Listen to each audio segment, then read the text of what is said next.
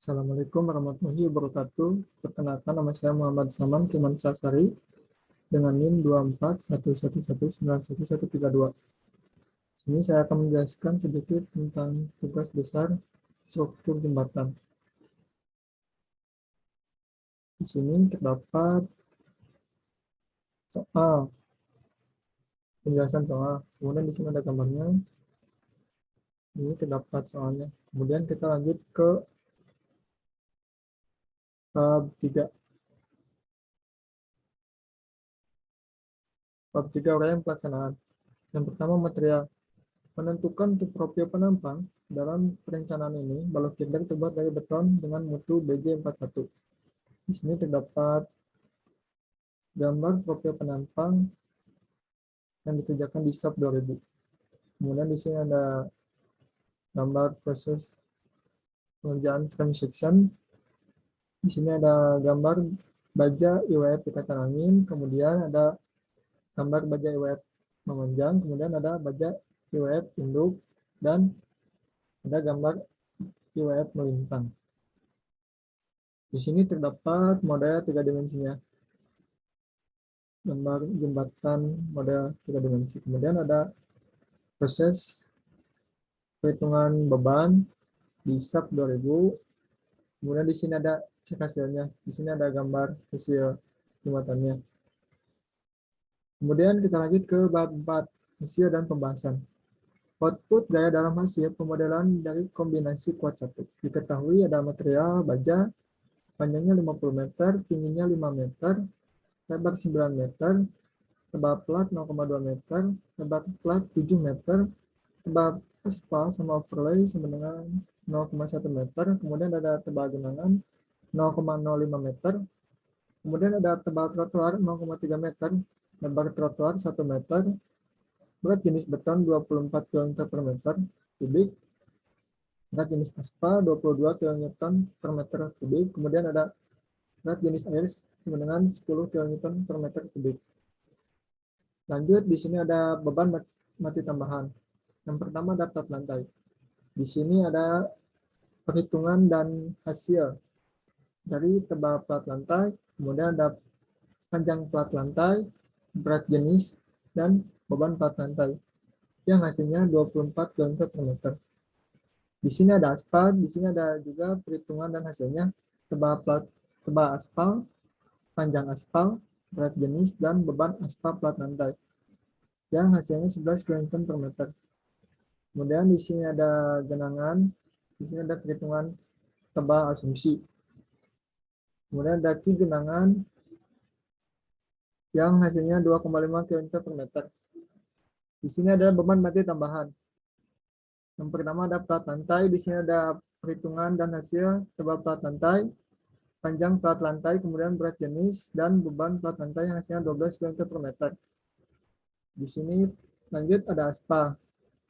Kemudian ada perhitungan dan hasil tebal aspal, panjang aspal, berat jenis, dan beban aspal plat lantai. Yang hasilnya 5,5 kN per meter. Kemudian di sini ada genangan. Di sini ada perhitungan tebal asumsi yaitu 0,05 meter. Kemudian ada ki genangan yang hasilnya 1,25 kN per meter.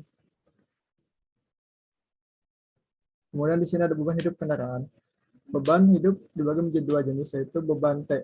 Beban T sendiri dimodelkan di SAP 2000 dengan menggunakan pemodelan moving load. Di sini ada gambarnya. Kemudian distribusi pembenaran truk. Beban D. Karena bentang jembatan 40, maka BGTD 49 kN per meter. Beban BGTD menurut BMS 1952, halaman 224, untuk jembatan dengan lebar lantai lebih dari 5,5 meter.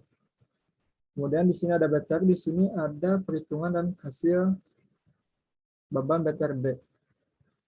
Kemudian di sini ada BTR lapangan dengan hasilnya BTR tumpuan, BGT lapangan, dan BGT tumpuan.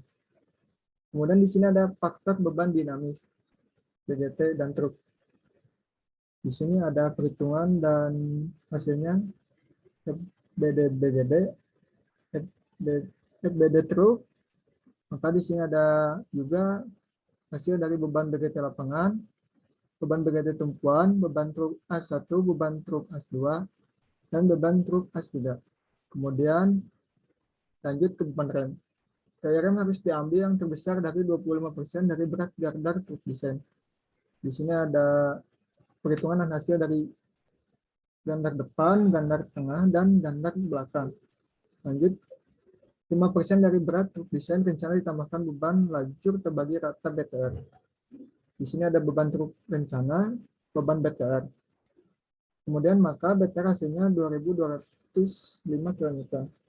Jadi hasilnya 135,25 kN diambil. Di sini ada gaya rem diasumsikan 1.800 km di atas permukaan jalan. Maka jarak dari beban ke titik berat gelagar 2,08 meter. Kemudian di sini ada momen yang hasilnya 281,32 km per meter. Lanjut ke beban pejalan kaki. Di sini ada perhitungan dan hasilnya. Kemudian langsung beban angin struktur. Di sini ada juga perhitungan dan hasilnya. Lanjut ke beban angin kendaraan. Beban angin kendaraan ditetapkan sebesar 1,46 Newton per milimeter. Bekerja pada 1.800 mm di atas permukaan jalan. Di sini ada perhitungannya. Kemudian kita lanjut ke momen gaya. Di sini ada gaya aksial. Lalu ini ada gambar kuat 1 pada SAP 2000. Kemudian di sini ada gambar kuat 2. Lanjut ada gambar daya layan 1 dan daya layan 2. Di sini ada kesimpulannya. Kesimpulannya, dari hasil analisa dengan bantuan perangkat lunak SAP 2000 menunjukkan bahwa dengan profil awal jembatan tidak bisa menahan beban. Terlihat setelah pengecekan dengan angka dan warnanya. Maka profil sebaiknya diubah agar lebih dapat menopang beban. Selanjutnya, profil diubah menjadi lebih besar dari sebelumnya, sehingga hasilnya cukup untuk menahan beban yang diterimanya. Ya, mungkin sekian dari saya. Mohon maaf bila ada kesalahan kata-kata. Assalamualaikum warahmatullahi wabarakatuh.